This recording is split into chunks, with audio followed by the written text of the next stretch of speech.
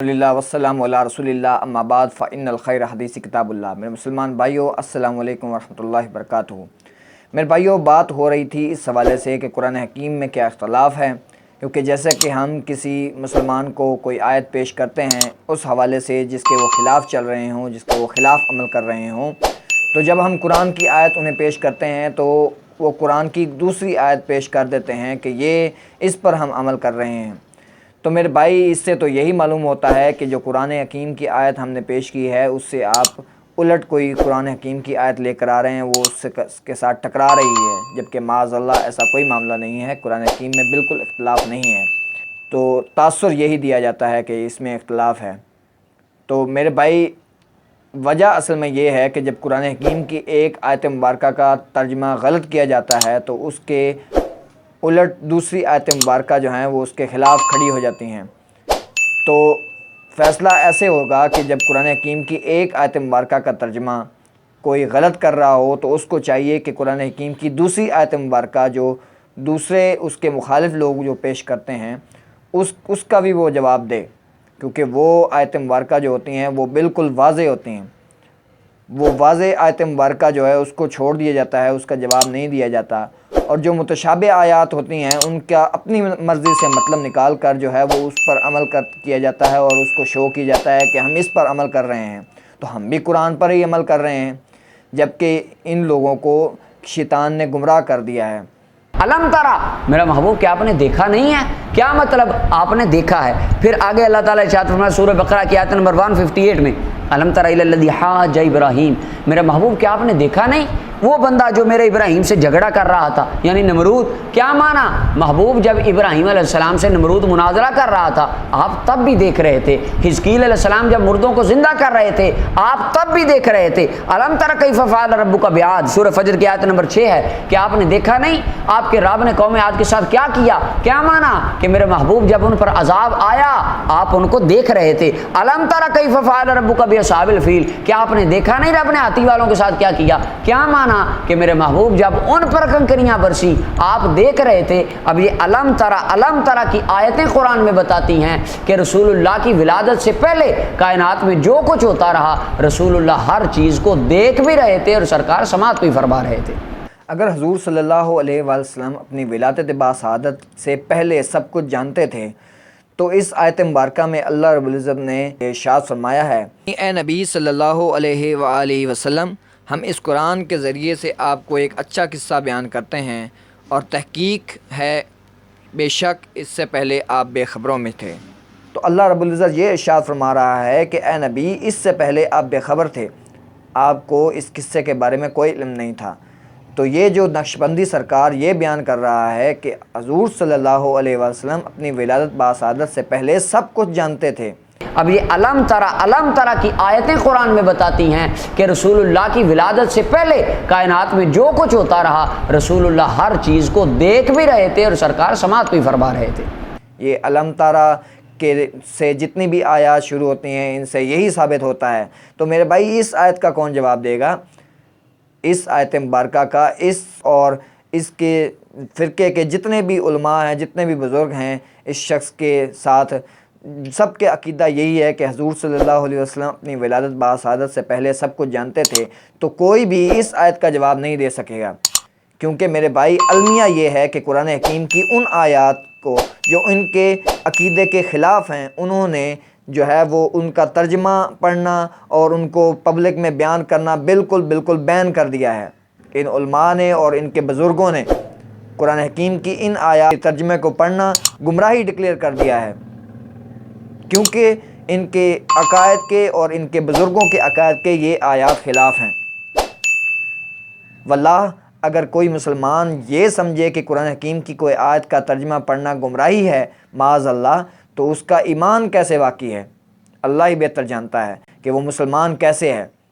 ہم تو اسے مسلمان ہی سمجھتے ہیں، پھر بھی کیونکہ وہ قرآن کا انکار نہیں کرتا، وہ قرآن کی ایک آیت پر عمل کرنے سے انکار کر رہا ہے۔ اور سورۃ البقرہ کی اس آیت مبارکہ میں جو کہ 159 ہے، اس میں اللہ رب العزت نے یہ ارشاد فرمایا ہے، اعوذ باللہ من الشیطان الرجیم، بسم اللہ الرحمن الرحیم، ان الذین یکتمون بے شک جو لوگ چھپاتے ہیں ما انزلنا جو ہم نے نازل کیا من البینات کھلی نشانیاں والہدا اور ہدایت من بعد ما بیناہ اس کے بعد کہ ہم نے واضح کر دیا للناس لوگوں کے لیے فی الکتابی کتاب میں واولئک اور یہی لوگ ہیں یلعنہم اللہ لعنت کرتا ہے ان پر اللہ ویلعنہم اللائنون اور لعنت کرتے ہیں ان پر تمام لعنت کرنے والے۔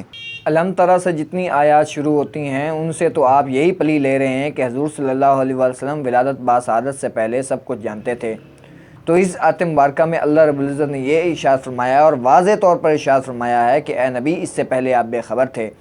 تو جائیے ذرا اس آیت مبارکہ کا ترجمہ جو ہے وہ لے کے جائیے اپنے علماء کے پاس، اپنے بزرگوں کے پاس جائیے اور ان سے پوچھئے کہ اس آیت کا کیا مطلب ہے اور اس سے کیا ثابت ہو رہا ہے کہ حضور صلی اللہ علیہ وسلم ولادت باسعادت سے پہلے سب کچھ جانتے تھے۔ کیا وہ قصہ یوسف کو جانتے تھے؟ تو اس آیت مبارکہ میں اللہ رب العزت نے کیا ارشاد فرمایا ہے؟ تو کیا یہ بات کر کے کہ حضور صلی اللہ علیہ وسلم پہلے ہی سب کچھ جانتے تھے، کیا وہ اللہ پر جھوٹ نہیں باندھ رہے؟ کیا وہ معاذ اللہ کو جھوٹا نہیں کہہ رہے؟ یہی بات آپ جا کے ان سے پوچھیں اور ان کا جواب سنیں تو آپ کو وہ ایک اور کہانی سنا دیں گے، ایک اور چھڑل ماریں گے۔ وہ بولیں گے کہ یہ قرآن حکیم اللہ رب العزت نے حضور صلی اللہ علیہ وسلم پر 2 مرتبہ نازل فرمایا۔ ایک مرتبہ حضور صلی اللہ علیہ وسلم پر یکمشت قرآن حکیم نازل ہوا اور ایک بار حضور صلی اللہ علیہ وسلم پر رفتہ رفتہ حضور صلی اللہ علیہ وسلم پر اللہ رب العزت نے قرآن حکیم کو نازل کیا۔ تو میرے بھائی یہ ایک اور چھڑل ہے، یہ تعویلات یہ ایسے ہی کرتے ہیں۔ یہ جب ان کے پاس کوئی کسی جگہ پہ ان کے پاس دلال ختم ہو جاتے ہیں تو یہ ایک اور کہانی گھڑ لیتے ہیں، ایک اور چھڑل مار دیتے ہیں۔ تو اس چھڑل کا جواب بھی قرآن حکیم میں موجود ہے۔ میرے بھائی سورہ الضحیٰ جب اللہ رب العزت نے نازل فرمائی تب کافی دن تک، کافی عرصے تک جو ہے وہ حضور صلی اللہ علیہ وسلم پر وحی کا سلسلہ جو ہے وہ منقطع ہو گیا تھا۔ تو حضور صلی اللہ علیہ وسلم بے چین تھے اور بے قرار تھے۔ جب کافروں کے سوالوں کے جواب حضور صلی اللہ علیہ وسلم نہیں دے رہے تھے تو حضور صلی اللہ علیہ وسلم بہت بے چین ہوئے اور بے قرار ہوئے۔ سورہ الضحیٰ کی آیت نمبر 3 میں اللہ رب العزت نے ارشاد فرمایا کہ اے نبی نہ اللہ آپ سے ناراض ہوا نہ آپ کو چھوڑا۔ اور آیت نمبر 4 اور 5 میں اللہ رب العزت نے یہ ارشاد فرمایا ہے کہ آخرت تمہارے لیے دنیا سے کہیں بہتر ہے اور عنقریب اللہ رب العزت تمہیں وہ کچھ عطا فرمائے گا جس سے تم خوش ہو جاؤ گے۔ اس طرح اللہ رب العزت نے اپنے محبوب صلی اللہ علیہ وسلم کو تسلی دی۔ اگر پہلے ہی قرآن حکیم اللہ رب العزت نے حضور صلی اللہ علیہ وسلم پر یکمشت نازل فرما دیا تھا تو یہ سورہ مبارکہ بھی اللہ رب العزت نے حضور صلی اللہ علیہ وسلم پر نازل فرما دی تھی۔ تو یہ آیت مبارکہ کے بارے میں بھی حضور صلی اللہ علیہ وسلم کو علم ہونا تھا۔ تو حضور صلی اللہ علیہ وسلم بے قرار کیوں ہوئے؟ کوئی جواب نہیں ہے میرے بھائیوں، کوئی جواب نہیں ہے علماء کے پاس، بزرگوں کے پاس، کیونکہ ان بزرگوں نے جو عقائد گھڑ لیے ہیں یہ قرآن کے خلاف ہیں اور قرآن حکیم کی آیات ان کے خلاف ہیں۔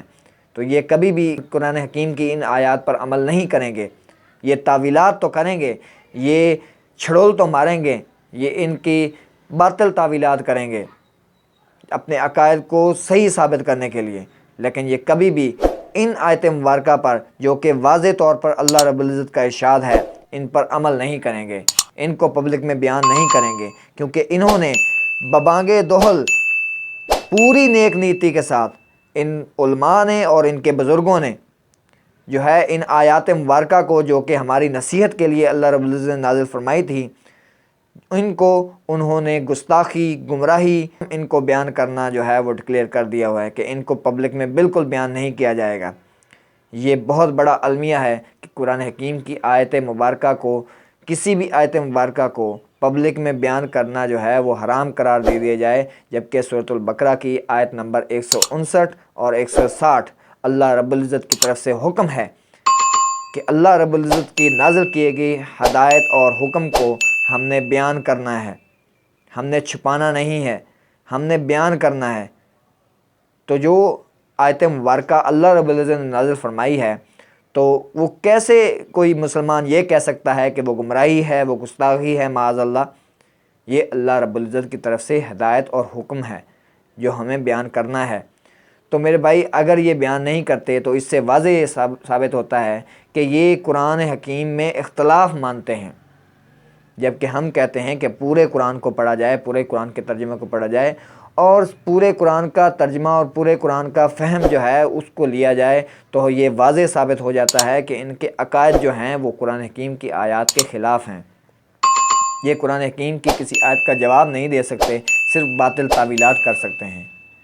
تو اگر یہ باطل تعویل کرتے ہیں تو یہ جو قرآن حکیم میں اللہ رب العزت نے واضح ارشاد فرمایا ہے وہ تو پھر معاذ اللہ جھوٹا ثابت ہو جائے گا۔ تو اللہ رب العزت ان کو ہدایت دے۔ تو میری بھی پرزور اپیل ہے تمام مسلمانوں سے کہ میرے بھائی خدا را قرآن حکیم کی ان آیات پر عمل کریں۔ ان آیات کے مطابق جو عقائد گھڑے ہوئے عقائد ہیں، بہت زیادہ تعداد میں گھڑے ہوئے عقائد جو حضور صلی اللہ علیہ وسلم کے حوالے سے، اولیاء اللہ کے حوالے سے جو ہے گھڑے ہوئے عقائد ہیں، جن کے خلاف قرآن حکیم میں آیات ہیں، تو ہمیں چاہیے کہ قرآن حکیم کی آیات پر عمل کریں اور ان گھڑے ہوئے عقائد کا رد کریں اور ان پر عمل بالکل نہ کریں۔ آخر میں یہ بات میرے بھائی کہ قرآن حکیم میں بالکل کوئی اختلاف نہیں ہے۔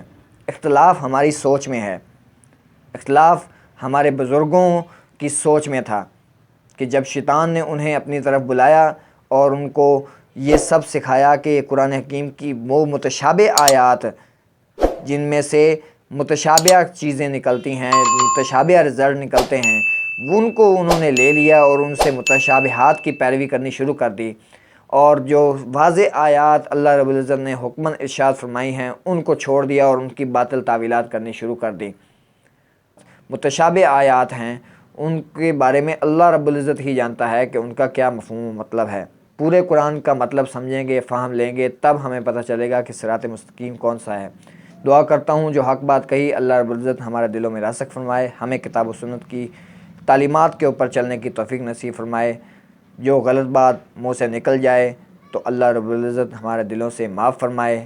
آمین وما علینا الا البلاغ المبین۔ السلام علیکم ورحمۃ اللہ وبرکاتہ۔